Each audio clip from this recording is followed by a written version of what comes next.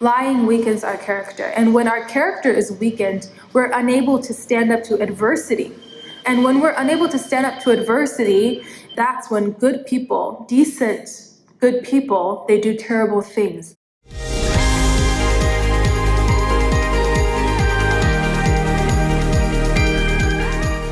Hey everyone, welcome back to my Jordan Peterson series, and today we are on rule number 8. And rule number 8 goes, tell the truth or at least don't lie.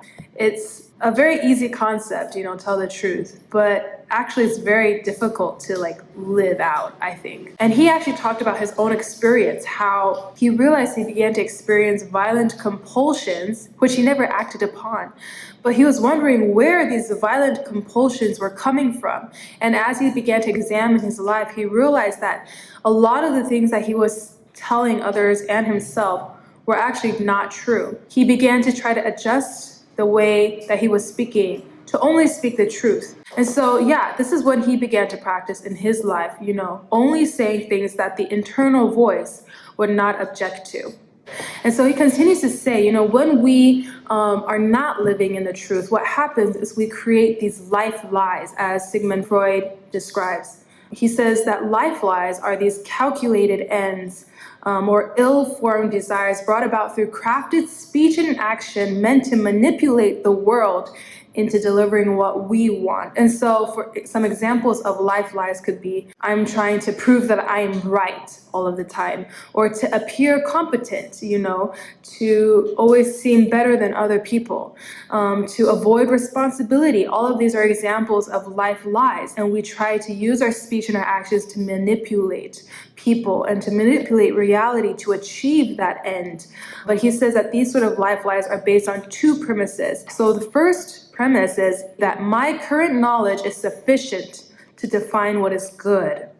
You think that everything you already know is all you need to know to decide that this is the end goal for my life. And the second premise is reality would be unbearable if left to its own devices. I have to manipulate the world to get what I want. And so both of these premises are rooted in pride. And that's really something that we need to be careful of, is this thing, pride. And it's especially easy if you think that you're very rational and logical. It's very easy to give into our pride because you're so confident in your certainty and you're so enamored by your brilliance, as Peterson says. And when we give into that pride, we may be easily tempted to ignore error and sweep dirt under the rug instead of being open to the possibility of our own error and in the error of our rationale.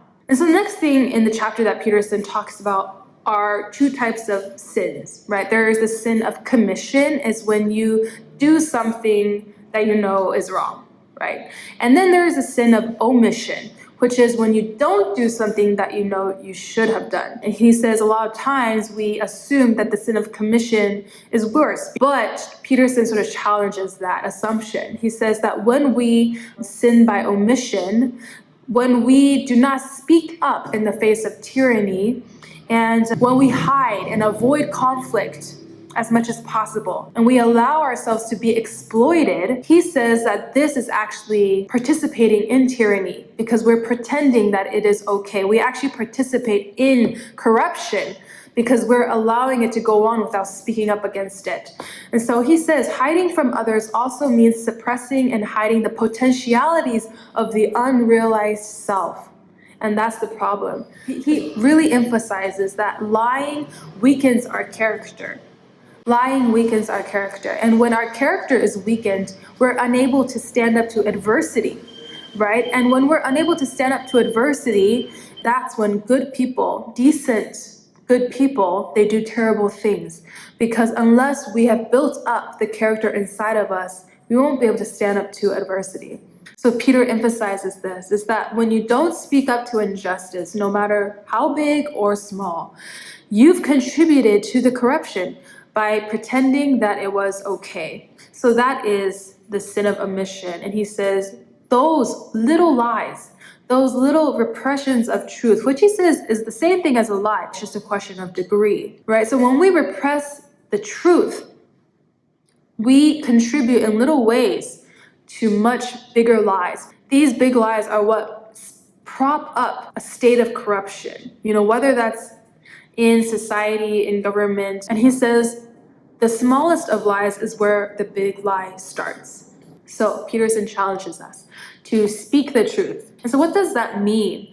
Obviously we can still have our aims and our goals, but in that aiming, he says, keep your eyes wide open, because you may have a direction, but it might be wrong, right? You may have a plan, but it might be ill-formed. And so even as we are aiming towards a target, we should be flexible enough to change our goals if needed. Don't make your aims these sort of absolutes, because we don't know everything. Because something might come along in the future that will completely shift your paradigm too, and how to remain open to that instead of putting our ideologies and our opinions on a pedestal. And also just being open to the fact that we may be acting upon corrupt intentions and we don't even realize it. So he says, make friends, therefore, with what you don't know instead of what you know. So pay attention. Pay attention, he says, and attention is not the same thing as rationality. Paying attention is allowing our own thoughts and ideas to evolve. It is our responsibility to see courageously and to learn from what we see, even if it seems horrible. It is the act of seeing, Peterson says, that informs the individual and updates the state, updates our society, updates our communities. When we courageously look and observe and pay attention to the world around us and to ourselves, and we learn from it instead of turning a blind eye, instead of telling white lies, instead of covering things up. It's when we do this that we contribute to the progress of ourselves and of the state. So see the truth, tell the truth. And this is really important, I think. What is truth? Truth is not a collection of slogans, ideology, or a guise of opinions shared by others. Truth is personal, and I really like that he says this, because I think sometimes we think, oh, okay, fine, I'll tell my truth, and then we end up pointing to a list of slogans from somebody else's agenda. But that is not the truth, because truth, Peterson says, is personal. And he says your truth is something only you can tell based on the unique circumstances of your life. So apprehend your personal truth. Communicate it carefully in an articulate manner to yourself and others. I don't think speaking the truth is just speaking your mind. I don't think it's like that. Speaking the mind sometimes has that connotation like, well, I'm just say whatever I want, and you're not careful about it. I get the feeling that he is very careful about how he chooses his words, because the truth is actually much harder than we think to articulate. And if we're not careful, when we just speak our mind, actually what we're communicating is not the truth. It actually is a lot of projection, self-righteousness, or even contempt or deceit. And other people, if they're sensitive enough, they can pick up on that, and they can tell that you're lying even if you don't realize that you are. And so I think speaking the truth is not the same thing as speaking your mind. But speaking the truth requires a lot of attention and careful use of our words. So finally, he says, if your life is not what it could be, try telling the truth.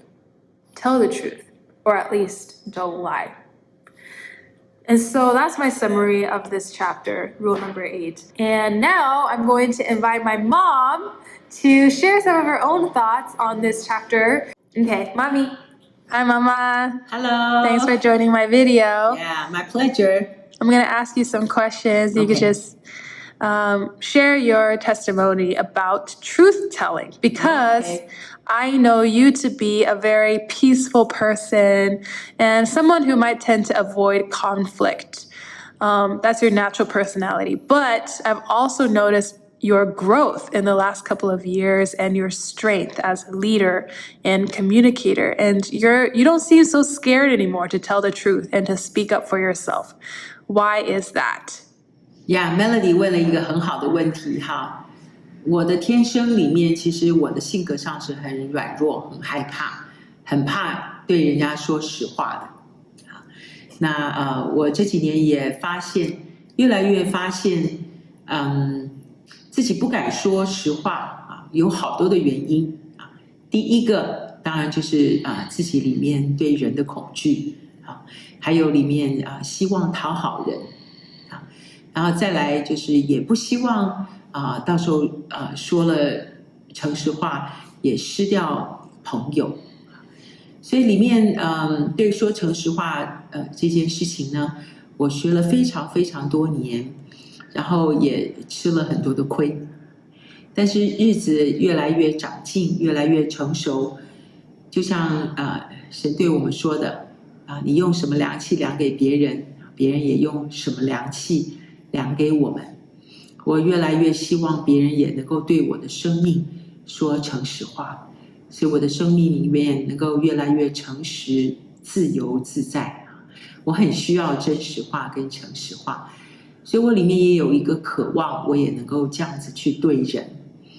所以这几年我越来越在这个上面学习怎么说诚实话，也学习在智慧当中去说这很需要很多的祷告，很多的学习，因为说的时间不对说的方法不好其实诚实话也真的会伤人，也达不到那个真正的效果。所以这个是一个很需要神智慧的一件事情。那同时我也发现，当我越来越说诚实话的时候，我内心里面对人爱的一个度量其实有真实的在增长当中。因为我越是爱人，我就越希望我能够真真实实的对待他们。所以诚实话的确是一个非常非常重要的功课，我觉得我们每一个人都在学习，都需要学习。Yeah, that's a great answer. 谢谢妈妈. Thanks for joining in my video. Okay. Bye.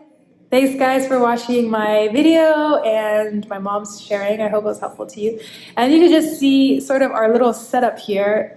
This is an upside down trash can. This is a tissue box. This is a lamp with a paper towel over it. Anyways, so there's some BTS footage for you.